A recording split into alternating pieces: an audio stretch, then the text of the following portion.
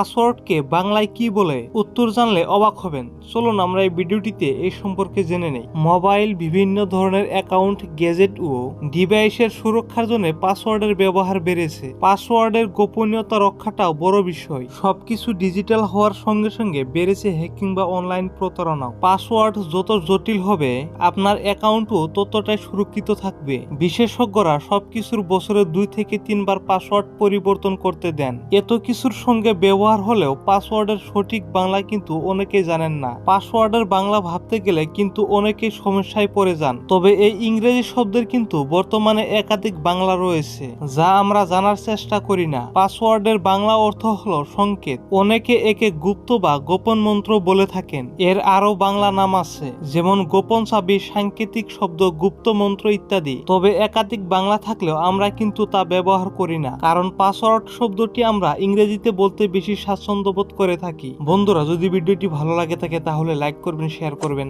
আর চ্যানেলটিতে নতুন এসে থাকলে সাবস্ক্রাইব করে বেল নোটিফিকেশনটা অন করে রাখবেন।